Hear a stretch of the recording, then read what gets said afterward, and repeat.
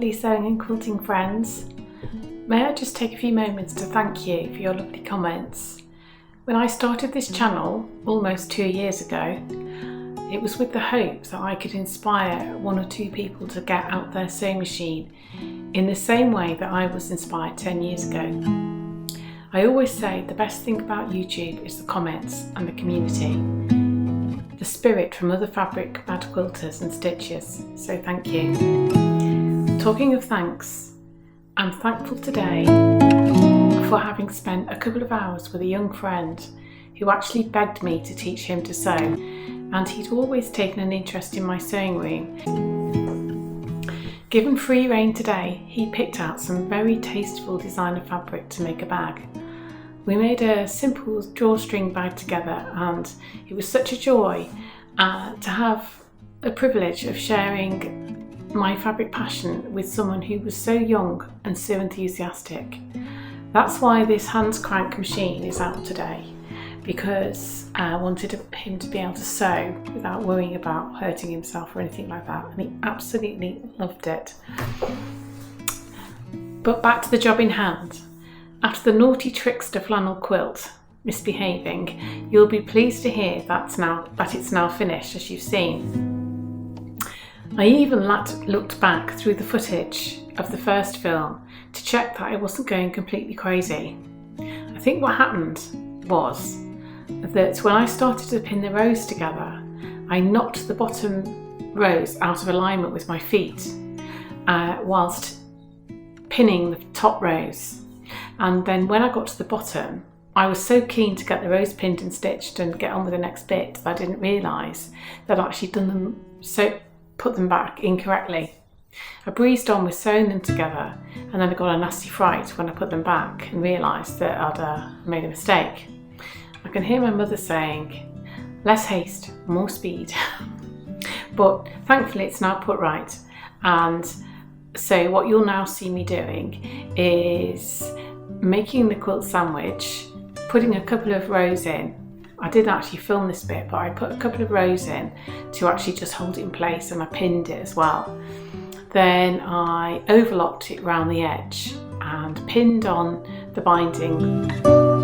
Machine sewed it on the front side, on the right side, and then hand stitch it on the back, and then finally doing some hand tying. So doing the hand tying was a conscious decision from the outset, and partway through this project I sent a message to my daughter, who is a very, very keen crochet person, and she had a huge basket full of really, really bright, lovely fat wool, and I said, "Do you have anything warm, golden, red, whatever?"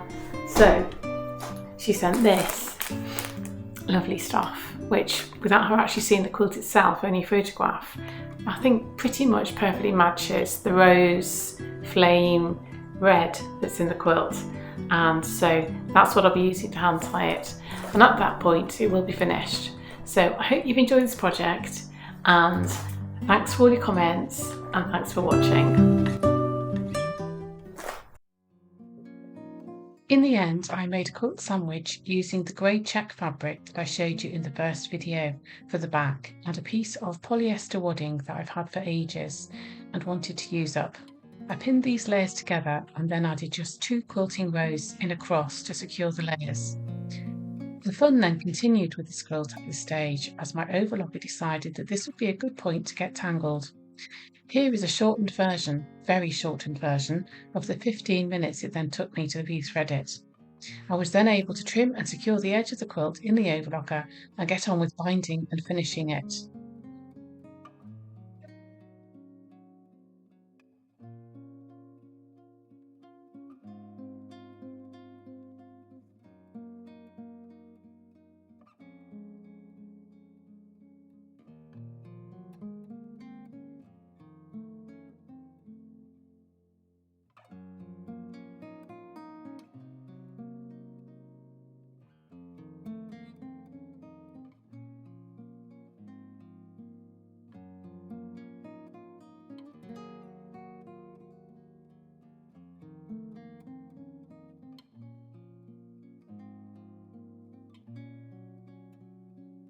I made binding strips 2.5 inches wide, long enough to go all the way round the quilt, and then joined them together.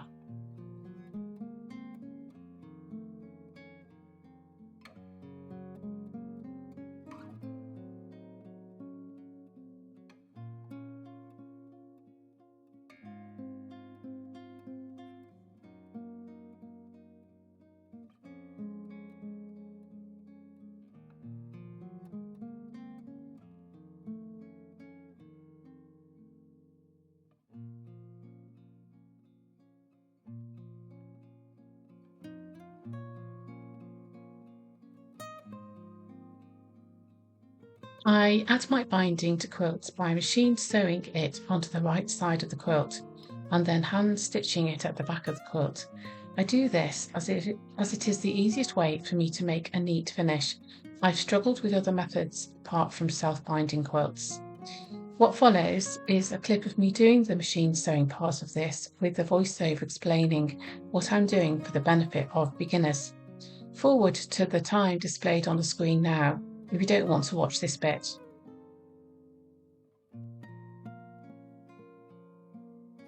Start by placing your binding right sides together at the front of the quilt, about 12 inches from one of the corners. Leave a tail, as you've just seen me showing there, of about 6 inches, and that's for joining up the ends when you've finished. I actually use too much of a seam allowance here. I think it's because I'm using not my normal machine, and I normally use the width of my machine foot as my seam allowance. So I would aim for about 1/2 inch. What you can do is sew a little bit and then look at how much fabric you've got left, taking into account the thickness of your quilt and the fact that you're going to turn it to the back and then turn under the other raw edge and see how it looks. It might be that you only want a small bit of binding showing on the front or more, so you can adjust it accordingly. So sew all the way down one side, and then when you get to the corner, stop 1/2 inch before the end, or whatever the equivalent of whatever seam allowance you allowed.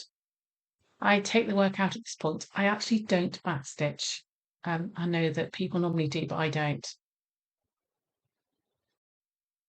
Take the quilt from under the foot, snip the threads, and then fold the binding back on itself at a 45-degree angle. Hold it with your thumb, and then get the loose end, and then fold that back along the new edge that you're going to sew on the quilt. So the fold is in line with the edge you've just sewn.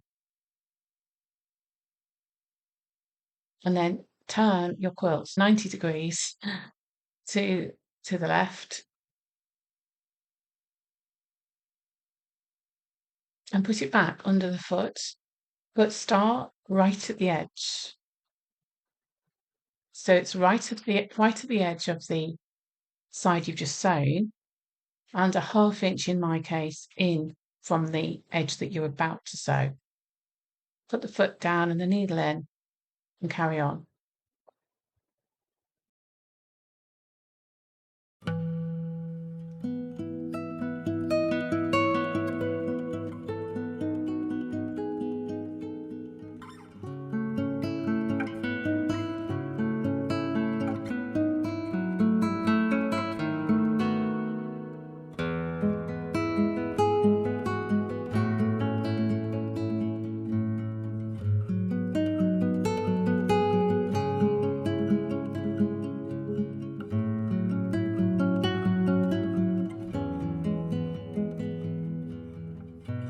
Do the same when you get to the next corner. Stop 1/2 inch before the end.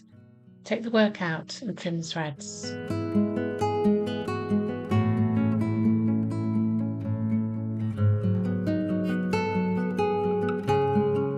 Again, fold the binding back on itself 45 degrees.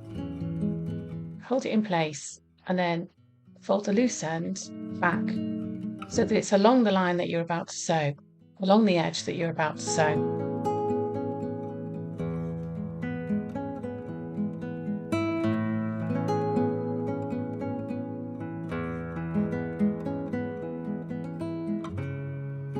in place with your hand and then turn the quilt 90 degrees so that you're ready to sew the next edge.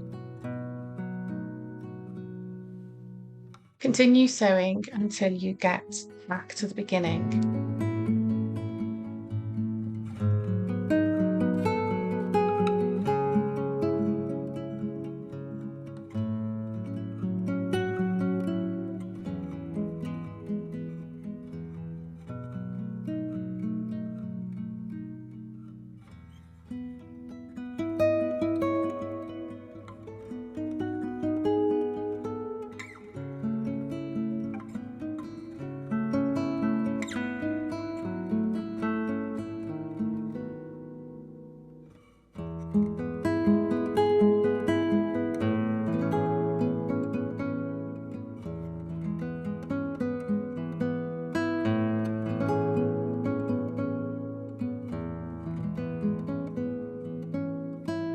After you've turned the last corner, stop before you get to the end of the piece of binding.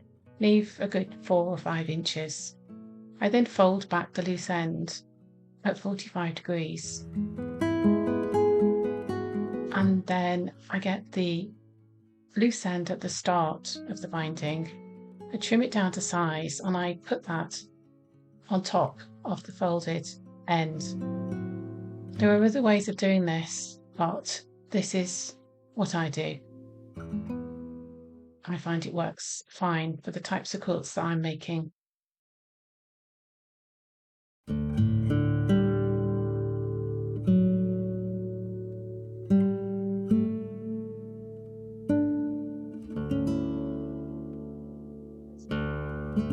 Trim off the excess fabric and place the loose end on top of the folded end, and then continue to sew the layers together.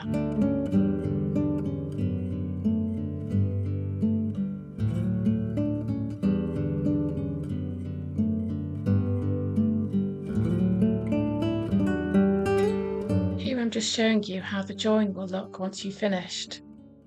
You'll have a folded over piece of the binding resting on top of the raw edge from when you started, and you can just fold this under along with the binding and fold it under. You can trim the edges a little bit further to remove bulk.